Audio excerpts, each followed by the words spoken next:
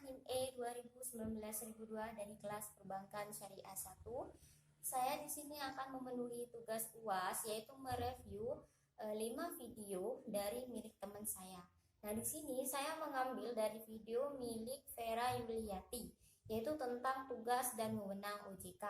Nah, menurut Vera Yuliati di sini, OJK merupakan sebuah negara yang memiliki fungsi dan tugas dalam sistem penyelenggaraan dan pengawasan. Nah, asas OJK yang pertama yaitu asas independensi, asas kepastian hukum, asas kepentingan umum, dan asas akuntabilitas. Nah, di sini tugas OJK yaitu mengatur dan mengawasi jasa keuangan sektor di pasar modal. Wewenang OJK yang pertama yaitu mengatur tata cara penetapan pengelolaan struktur di lembaga jasa keuangan. Yang kedua yaitu membuat dan menetapkan tentang tata cara pemberian saksi berdasarkan perundang-undangan di sektor jasa keuangan.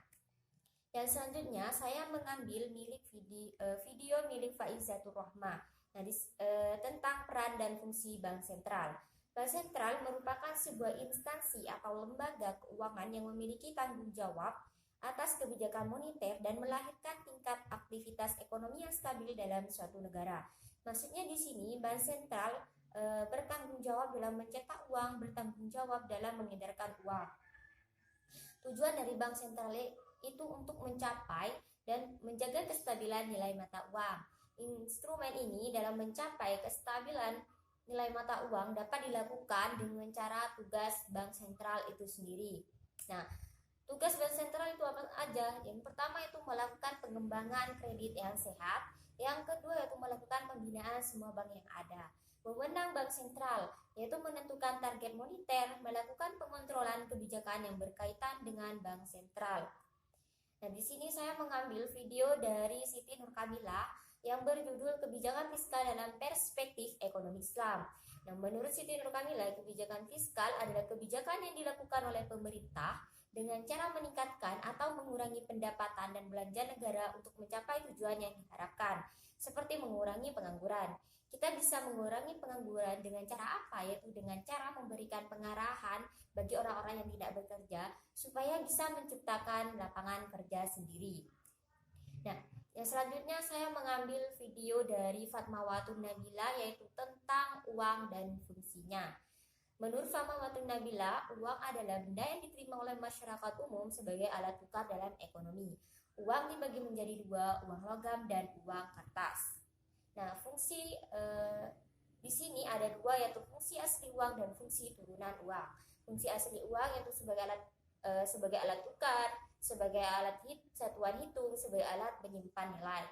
Yang kedua itu fungsi turunan uang, pembayaran transaksi yang sah, sebagai alat pembayaran hutang, sebagai penimbun kekayaan. Nah, di sini Fatmawatun Nabila setuju apa yang telah dosen jelaskan mengenai uang sebagai alat pendorong dalam kegiatan ekonomi. Mengapa? Karena kegiatan ekonomi tersebut, uang juga mempunyai fungsi yang pertama sebagai alat tukar. Nah, dengan adanya uang, proses tukar menukar barang menjadi lancar sehingga terciptanya kesejahteraan dalam masyarakat.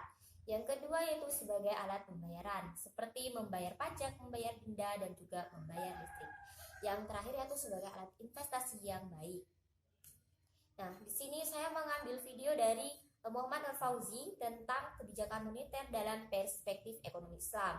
Nah, definisi dari kebijakan moneter merupakan kebijakan yang dikeluarkan oleh Bank Sentral atau otoritas moneter atau suku bunga perekonomian yang diinginkan. Kebijakan moneter di sini berpijak pada prinsip-prinsip ekonomi Islam yang dimana kekuasaan tertinggi itu adalah milik Allah Subhanahu wa taala dan Allah lah yang menjadi pemilik absolut. Jadi instrumen moneter keuangan syariah adalah hukum syariah yang dimana hukum syariah ini akan mencapai kestabilan syariah. Mungkin cukup sekian dari saya, kurang lebihnya saya mohon maaf. Wassalamualaikum warahmatullahi wabarakatuh.